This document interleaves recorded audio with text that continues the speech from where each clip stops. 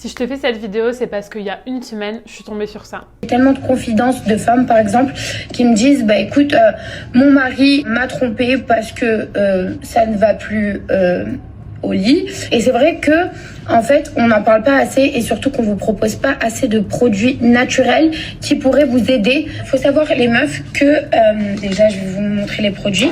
Donc là, c'est des capsules de resserrement intime. Oui, t'as bien entendu, cette candidate de télé-réalité, aussi influenceuse, est en train de recommander aux femmes qui la suivent d'avoir recours à des produits, à des gélules pour resserrer leur schneck, pour garder un homme fidèle. Honnêtement, quand j'ai vu tourner ce placement de produit, ça m'a choquée. Vraiment, je me suis dit c'est trop. Le problème, c'est que c'est pas un cas isolé. C'est que les placements de produits de ce genre-là, qui sont mais complètement aberrants et très graves, sont de plus en plus fréquents. J'ai fait des machines, en fait, au niveau de mon vagin. Et en fait, ça rajeunit le vagin. Genre, c'est trop bien. Genre là, c'est comme si j'avais 12 ans, genre. Du coup, c'était vraiment super important pour moi d'éduquer là-dessus, de donner mon point de vue à travers tout ce monde, en fait, de l'influence. Pour ceux qui me connaissent pas, j'ai énormément d'expérience dans le marketing sur les réseaux sociaux et dans le marketing d'influence, donc je sais de quoi je parle. Du coup, je voulais vraiment sensibiliser un maximum de personnes, que ce soit des entreprises auxquelles je m'adresse ou que ce soit plus du point de vue du consommateur. Déjà, pour moi, il faut vraiment faire la différence entre un candidat de télé-réalité qui est devenu influenceur parce qu'il est passé à la télé et un créateur de contenu qui est devenu influenceur parce que ça fait des années qu'il partage en fait sa passion sur les réseaux sociaux et qui du coup, à un moment, arrive à en vivre. C'est vraiment deux schémas radicalement opposés. Il faut pas mettre tout le monde dans le même sac. Le problème, et je le comprends, vraiment je me mets à la place des gens qui voient ça, c'est que quand on voit ce genre de placement de produit, on a tendance à mettre tout le monde dans le même panier. À se dire, bon bah les influenceurs, c'est vraiment un monde décervelé, de gens qui comprennent rien, qui seraient prêts à vendre père et mère pour avoir de l'argent, pour faire le buzz, etc. Sauf que vraiment, comprenez que c'est deux logiques qui sont complètement différentes. On sait très bien maintenant que quand un candidat passe à la télé, son objectif, c'est pas la diffusion, c'est pas l'expérience de l'émission de télé-réalité. L'objectif, c'est d'avoir après de la notoriété, de gagner des abonnés sur Instagram pour pouvoir vivre tranquille et faire de temps en temps des placements de produits. Et de l'autre côté, on a des créateurs de contenu, des vrais créateurs de contenu qui sont passionnés de création de contenu, qui sont aussi passionnés par un domaine, que ce soit la mode, la beauté, le lifestyle, et qui produisent sans même savoir s'ils vont avoir du succès parce qu'ils n'ont pas l'avantage d'avoir un gain de visibilité à un moment grâce à une émission de télé. Donc ils le font vraiment au départ par passion et après ils le monétisent parce que voilà, ça prend de l'ampleur et parce que tout travail mérite salaire tout simplement. J'aime pas mettre les gens dans des cases, mais malheureusement c'est vraiment ce qui se passe. On a vraiment deux teams qui sont complètement séparés. C'est un peu d'ailleurs comme dans le business en ligne où pour moi il y a vraiment le monde du business en ligne vraiment à l'ancienne et qui utilise des méthodes qui sont un peu douteuses et de l'autre côté le monde du business en ligne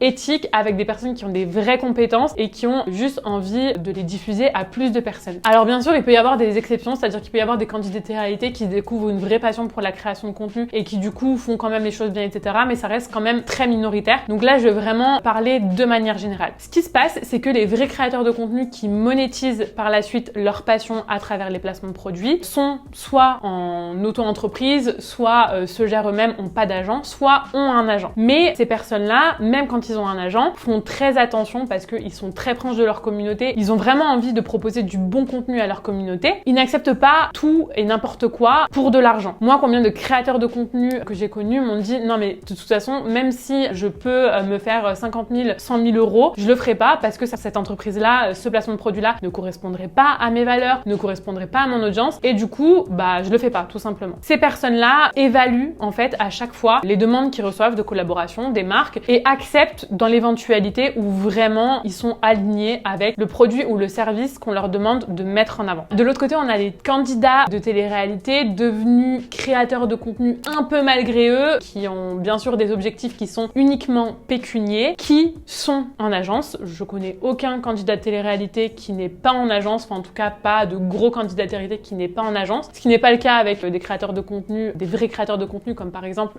Lena Situation pour ne citer qu'elle, qui est quand même la plus grosse influenceuse lifestyle et qui n'a toujours pas d'agent. Ces candidats de télé-réalité là ont eux un agent, mais en fait n'ont pas le même système de rémunération. En général, ils ont une rémunération fixe de la part de l'agence. C'est-à-dire typiquement, bah je sais pas, moi j'ai tel nombre d'abonnés, j'ai tel taux d'engagement, j'ai fait tel placement par le passé. Shona Evans, qui est une agence de candidats de télé-réalité très connu, me rémunère, me salarie entre guillemets 50 000 € par mois. Mais par contre, comme c'est un contrat en fait fixe, j'ai pas le regard sur les placements de produits que j'accepte. C'est comme si vous aviez un nombre d'heures à effectuer de travail et que peu importe en fait ce qu'on vous proposait, vous deviez le faire. Et là, c'est le plus gros problème, c'est que du coup, ces personnes-là deviennent vraiment des panneaux publicitaires, et je pèse mes mots, vraiment des panneaux publicitaires, parce que peu importe ce qu'on va leur proposer de faire, ils vont dire oui, parce que dans tous les cas, en fait, ils sont payés, ils ont une rémunération fixe grâce à ça. Alors que les vrais créateurs de contenu, même ceux qui sont en agence, même s'ils ont un contrat, fonctionnent davantage sur la rémunération variable. C'est-à-dire qu'ils ont en général, encore une fois, ça peut dépendre des cas, mais grosso modo, c'est ça. Ils n'ont pas de rémunération fixe, et en fait, l'agence va se prendre une communication uniquement sur les partenariats vraiment acceptés par les créateurs de contenu. Donc de ce côté-là, on a des salariés de Shona Evans qui font la promotion de que sais-je, juste parce que Shona Evans leur a demandé. Et de l'autre côté, on a des créateurs de contenu qui, même s'ils sont en agence, restent décisionnaires de ce qu'ils font et des placements de produits qu'ils mettent en avant. Donc voilà, c'est pour vous expliquer la logique entre les deux, les différences entre les deux. Et par ricochet, bah forcément, ici, on va avoir des placements de produits qui sont what the fuck, qui sont pas forcément éthiques, qui sont là que pour faire de l'argent. Et de l'autre côté, on va avoir des placements de produits qui sont ciblés, qui sont intéressants et qui sont réfléchis et éthiques. Je vais m'adresser maintenant du coup aux consommateurs. Si vous voyez un placement de produit d'un candidat de télé-réalité, remémorez-vous tout ça. C'est-à-dire que cette personne-là ne fait pas ce placement parce qu'elle a envie de le faire. On l'a vu parce qu'en plus du coup ils le font des fois pas très intelligemment. Le placement de produit pour un shampoing avec un shampoing qui coule pas et tu dis il sent bon, ou le thé que tu bois même pas avec un verre qui est vide pour faire la promotion d'un thé, c'est plus possible. Clairement, on voit que les candidats n'ont aucun intérêt pour la marque et font juste ça parce que voilà, ils prennent leur billet et ciao, bonsoir. Faites aussi très attention parce que au-delà des produits et des services qui déjà pour moi sont faits sans foi ni loi, il y a aussi énormément d'arnaques dans ce système-là. Combien de fois j'ai entendu parler de placements de produits de candidats de télé-réalité qui avaient généré des ventes et du coup les personnes avaient commandé et finalement n'avaient jamais reçu ce qu'ils avaient commandé parce que c'est des marques qui sont plus que bancales et derrière il n'y a pas de SAV, il n'y a personne pour leur répondre et honnêtement ça me troue le cul de savoir qu'il y a des gens qui gagnent 1 500 € par mois, qui font des commandes à 200 €, 300 € et qui finalement ne reçoit jamais leurs produits. Pendant que ces candidats de télé-réalité-là,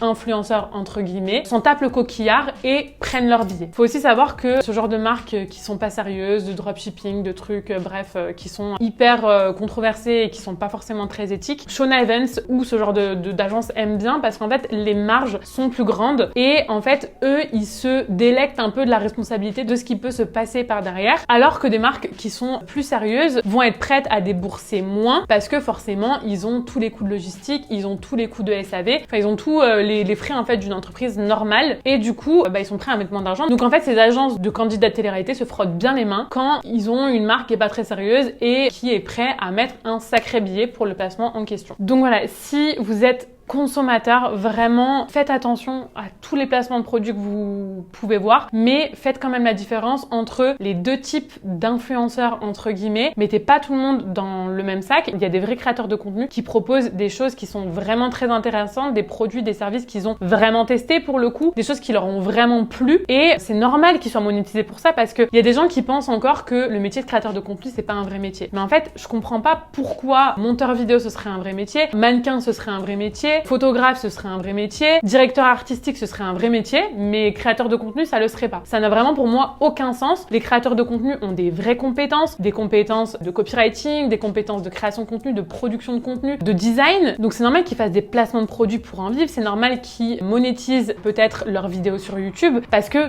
tout travail mérite salaire. Et en plus, c'est pas parce que quelqu'un vous vend quelque chose ou vous donne un code promo que c'est de la merde. Bien au contraire. Moi, plein de fois, j'ai commandé des trucs suite à des placements de produits d'influenceuses. J'étais hyper contente de ce que je recevais. Donc vraiment, ça n'a aucun rapport et c'est tout à fait légitime que les créateurs de contenu soient rémunérés. En fait, une entreprise peut pas venir juste envoyer un produit à un créateur de contenu, en retirer, je sais pas moi, 100 ventes et en fait ne pas redonner l'appareil, c'est-à-dire ne pas soit envoyer une rémunération fixe, soit envoyer une rémunération variable sur commission à l'influenceur. Enfin, ce serait pas équitable. Donc c'est vraiment normal qu'ils soient rémunérés. Maintenant, c'est une question d'intention, c'est une question de manière de le faire, c'est une question de cohérence. Et maintenant, du point de vue entreprise, j'accompagne énormément de femmes qui ont soit des business de services, soit des business de produits et qui me demandent « Jess, est-ce que ça vaut le coup pour moi de faire du marketing d'influence ?» Je leur réponds toujours oui, mais pas avec des candidats de télé-réalité, juste avec des vrais créateurs de contenu qui vont faire porter ton message, qui ont une vraie audience, une audience qui est qualifiée pour toi, pour ton activité et une audience qui est facilement convertible grâce à l'engagement en fait du créateur de contenu en question. Pour moi, la première chose à regarder, c'est est-ce que le créateur de contenu / influenceur correspond à tes valeurs. Deuxième chose, est-ce qu'il correspond à ton audience cible? C'est-à-dire, est-ce que ces abonnés correspondent au profil démographique, au profil psychologique de ta clientèle idéale? Et la troisième chose à regarder, c'est l'engagement, en fait, la portée, l'influence véritable de cet influenceur, ce créateur de contenu. C'est-à-dire, est-ce que tu as des chances que ce partenariat soit vraiment rentable pour toi? Il y a plein de choses à regarder pour avoir une bonne indication de ce facteur-là. Par exemple, on sait que les youtubeurs ont en général une communauté beaucoup plus engagée et beaucoup plus monétisable, je mets des guillemets, parce que forcément, ils sont plus proches de leurs abonnés de par le format qu'ils proposent. Et donc, du coup, c'est toujours des bons candidats, entre guillemets, pour des placements de produits.